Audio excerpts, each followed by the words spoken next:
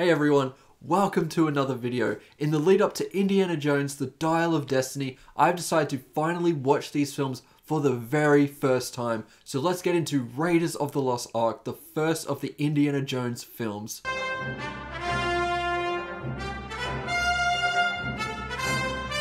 So let's answer this question. As a film fan, why haven't I seen this pretty definitive blockbuster made by Steven Spielberg in his prime? The fact of the matter is, it just didn't seem all that interesting to me. I've been to people's houses where it's been on in the background, and from the scenes I would see, it just didn't seem all that interesting. However, as you know, that's really not the right way to watch any kind of film. And I had owned this on Blu-ray for years, so I went, fuck it, I'm going to see it finally. And I mean, wow, what an absolutely confident start to this series. From the minute this starts, you know that Indiana Jones is an iconic character just by the way that Spielberg shoots that opening scene. It takes a while before we actually see Harrison Ford's face. Spielberg is kind of playing coy with us a little, and I just love the way that whole scene was shot. However, after we see this first opening sequence, I kind of felt like they blew their load on this scene because every iconic moment pretty much that I have seen before comes from this opening scene. You have the boulder, the iconic zoom in as he gets the treasure, the iconic score from John Williams, all happen here. After the scene, I was ready to say, I get it now, it's a masterpiece, slap 5 stars on this bad boy, and just acknowledge that Spielberg is an absolute master, which we all know he is. So many films that are iconic from this time come from him or someone that he has collaborated with. However, something that I learned after watching this film was that the idea of Indiana Jones didn't actually come from Spielberg. He obviously brought life to the character, but the idea actually came from George Lucas. Yes, the creator of Star Wars came up with this, which makes sense that this fits under Lucasfilm. But I have to say, without nostalgia for this, not being introduced to this as a kid, I'm probably more critical of this film than most. It's obviously a good movie and probably a definitive one in the adventure genre, but there were parts of this that I found to be not all that interesting, which I'll go into later, but I want to talk about the things that I loved first, because there were so many moments in this that are great and have just encouraged me to watch the rest of them. Firstly, I think Harrison Ford is just perfect as this character. The performance is a little more layered than what I was expecting, to be honest with you. Spielberg innovates in a lot of subtle ways during dialogue-heavy scenes, which keep it very interesting. It doesn't feel like a whole lot of time is wasted on just garbage that doesn't need to be there. If this film came out today, I guarantee you it would be 3 hours long because no filmmaker right now can be succinct anymore. Spielberg can keep this under 2 hours, which I think may still be just a tad too long, but it goes by quite quickly and manages to fit in everything quite well. The action is shot brilliantly, from the hand-to-hand combat, the gunfights, and the big action set pieces all look great, and truly this film has aged brilliantly through time. I watched this on Blu-ray, and apart from a couple of tiny things, like the sound sounding a little bit staticky like pretty much all 80s films had to it, the film holds up incredibly well. Do you want to know why that is? It's because there was practically zero CGI in this. It was pretty much all practical. I mean, even the snakes in this, which in today's world would be guaranteed CGI, but in this, no. A combination of fake rubber snakes, live legless lizards which look like snakes, and yes, there were real snakes as well, which were all non-venomous, of course. Apparently one person on set actually got bit by a python by accident, which I guess goes into why CGI is now used, but come on. That scene just looks great because it's so practical.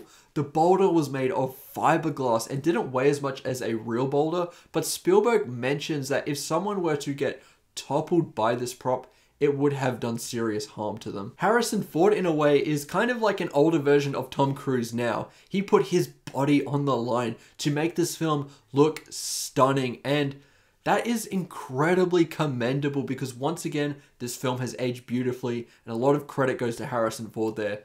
It's funny, you know, I have to get my stab at the Uncharted movie.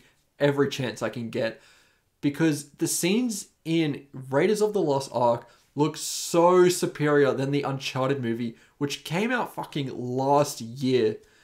For reference, Raiders of the Lost Ark came out 42 years ago, and it looks so much better than this modern CG crap that they put in the Uncharted movie. You also have to love what they do with the treasure itself. I think finding the ancient object with mysterious powers was very fascinating.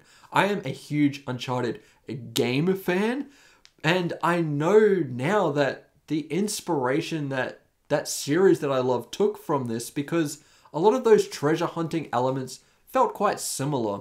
I also think that the whole process of uncovering what the Ark is and what it actually does was some really cool scenes, and I honestly couldn't believe this got a PG rating back in the day. You see Alfred Molina with spikes through his face, someone getting demolished by an airplane, and you see evil Nazis get their faces melted in epic fashion. Also, a little detail I have to say, that the scene near the end of the film where Balak is speaking to Indy and a damn fly goes right up to his mouth and he just keeps talking as if nothing happened. That was purely coincidental and not planned, and Spielberg decided it was a cool little moment and he just kept it in there.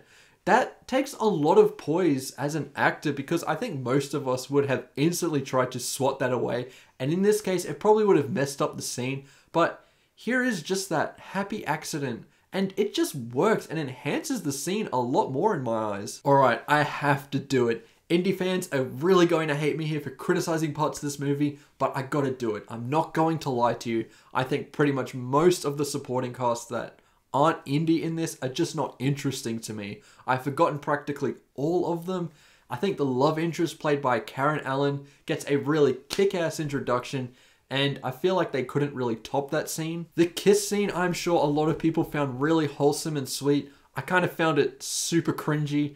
The scene with her in the tent with the villains really did not interest me in the slightest, apart from when the Nazi came in and it looked like he had some weird torture device, but we find out it was just a coat hanger. I like how Indy thinks that she's dead for a while and has to process that loss, but the explanation that they give for her not dying just doesn't cut it for me. I don't know, when this thing got too heavy in dialogue, I just didn't care too much.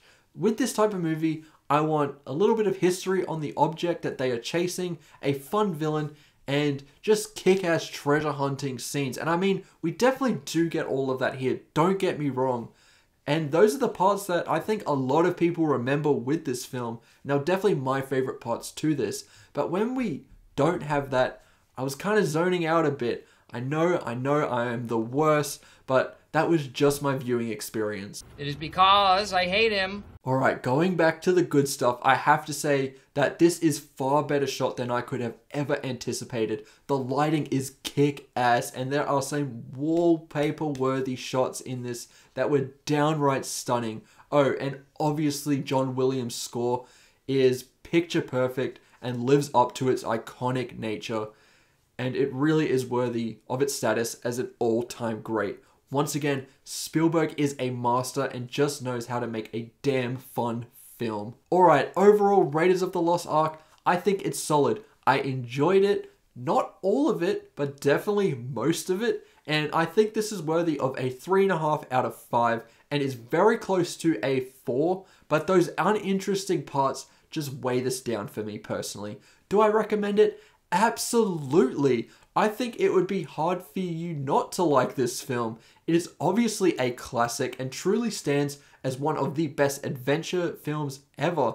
And one measly 3.5 out of 5 review from me won't change that. And I am happy that it is loved so much, because it was clearly made with so much heart and passion. And once again, I'm honestly pretty excited to watch the rest of the films in this series. Thank you so much for watching this video. I hope to see you in the next one. I have a couple of other retro reviews if you want to check them out. It's not my most beloved series, but if you like older film coverage, I do have that. Remember to like and subscribe, and I'll see you in the next one. Goodbye.